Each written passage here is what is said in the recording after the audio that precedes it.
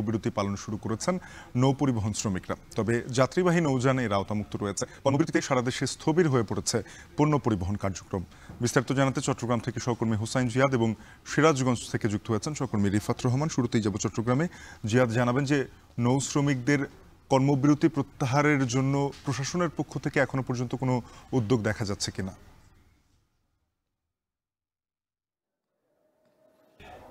শাফিন, মূলত তারা 3 দিন আগে এই কর্মসূচি ঘোষণা করেছিলেন এবং এখন পর্যন্ত প্রশাসনের পক্ষ থেকে কোনো ধরনের উদ্যোগ নেওয়া হয়নি বা তাদের সাথে আলোচনা করা হয়নি বিষয়টি নিয়ে, এবং এখনো পর্যন্ত কর্মবিরতি আসলে চলছে এবং তারা অনির্দিষ্টকালের কর্মবিরতির ডাক দিয়েছেন। সবচেয়ে বড় প্রভাব পড়েছে আসলে এই চট্টগ্রামে, বিশেষ করে চট্টগ্রাম বন্দরে। কারণ আপনি জানেন যে বহির্বিশ্ব থেকে যেই বিদেশি জাহাজগুলো আসে খোলা পণ্য নিয়ে, বিশেষ করে পাথর থেকে শুরু করে জিপসাম, সিমেন্ট, ক্লিংকার, ভোগ্যপণ্য, চাল, ডাল, আটা, চিনি কিংবা গম, ভুট্টা, এই ধরনের পণ্যগুলো নিয়ে যে বিদেশি জাহাজগুলো আসে সেগুলো চট্টগ্রাম বন্দরে হয়ে বহির্নোঙর হয়ে পণ্য খালাস করে এই ছোট ছোট লাইটার জাহাজগুলোতে করে, যেগুলো কর্ণফুলী নদীর আমি এখন যেখানে আছি 17টি ঘাট, সেই ঘাটে এসে কোনো ট্রাক কিংবা কাভার্ড ভ্যানে করে দেশের বিভিন্ন জায়গায় চলে যায়, কিংবা সমুদ্রপথে, নদীপথে দেশের 26টি স্থানে, একেবারে খুলনা, নারায়ণগঞ্জ, ঢাকা, চাঁদপুর, হাতিয়া, ভোলা হয়ে দেশের 26টি স্থানে তারা এগুলো পরিবাহিত করেন। বলা যায় সারা দেশে বছরে প্রায় 13 কোটি টনের মতো পণ্য পরিবহন হয় এই লাইটার জাহাজগুলো থেকে। এর পাশাপাশি ওয়েল ট্যাঙ্কার রয়েছে এবং অন্যান্য ফিশিং ট্রলারগুলো রয়েছে। সব মিলিয়ে প্রায় 10,000 নৌযান চলাচল করে, যেখানে 2 লাখের মতো শ্রমিক জড়িত।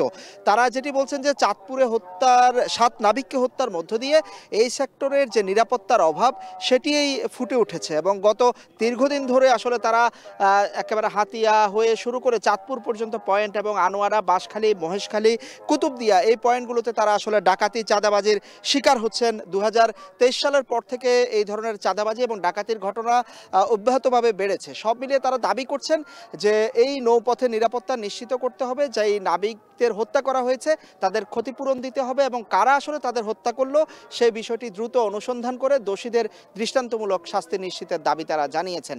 আর এই কর্মবিরতি দীর্ঘদিন চললে আসলে বড় ধরনের প্রভাব শিল্প এবং অর্থনীতিতেও পড়বে।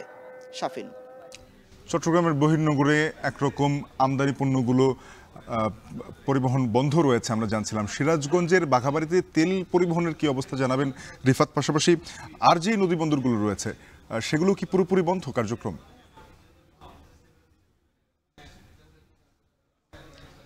জি শাফিন, আসলে এই যে শ্রমিকদের যে কর্মবিরতি চলছে, এতে কিন্তু বাঘাবাড়ি যে নদী বন্দরটি রয়েছে এটি কিন্তু একদমই স্থবির হয়ে পড়েছে।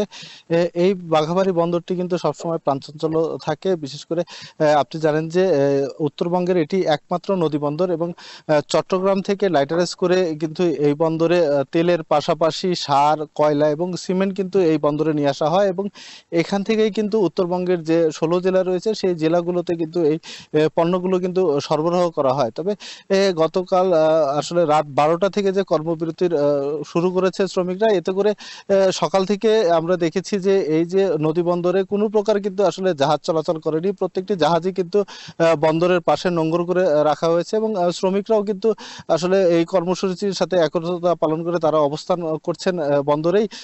আপনাকে জানিয়ে রাখি যে এই যে তেলের যে একটি সরবরাহ বন্ধ রয়েছে এবং খালাস কার্যক্রম বন্ধ রয়েছে, এতে করে উত্তরের জেলাগুলোতে কিন্তু একটি তেল সংকট তৈরি হওয়ার সম্ভাবনা তৈরি হয়েছে যদি এই কর্মবিরতি যদি দীর্ঘস্থায়ী হয়। তবে শ্রমিক নেতারা আসলে যেটি আমাদেরকে বলছেন যে সরকার যদি আসলে তাদের যে 4 দফা দাবি রয়েছে, বিশেষ করে যারা এই 7 খুনের সাথে জড়িত তাদের আসলে গ্রেপ্তার করে দৃষ্টান্তমূলক শাস্তির পাশাপাশি যে পরিবারগুলো রয়েছে নিহতের তাদের ক্ষতিপূরণের পাশাপাশি এই যে এই নৌ রুটে যদি নিরাপত্তা নিশ্চিত করা না হয় সেই ক্ষেত্রে কিন্তু তারা এই কর্মবিরতি পালন করে যাবে এবং সরকার যদি তাদের এই দাবি দেওয়াগুলো পূরণ করে সেই ক্ষেত্রে কিন্তু তারা আবার কাজে ফিরে আসবে, তাদের কর্মবিরতি প্রত্যাহার করবে। তো শাফিন, বাঘাবাড়ি নৌবন্দর থেকে এই ছিল আমার কাছে সবশেষ। সহকর্মী রিফাত রহমান যুক্ত হয়েছিলেন সিরাজগঞ্জ থেকে এবং তিনি বলছিলেন যে পণ্য পরিবহন বন্ধ রয়েছে সিরাজগঞ্জের নদীবন্দরগুলোতে। এছাড়া আমরা চট্টগ্রাম থেকে হুসাইন জিয়াদের সাথে কথা বলছিলাম, তিনিও জানাচ্ছিলেন যে নৌপথে পণ্য পরিবহন পুরোপুরি স্থবির হয়ে পড়েছে, যার প্রভাব নিশ্চিতভাবেই পড়বে বাজার এবং শিল্প অর্থনীতিতে।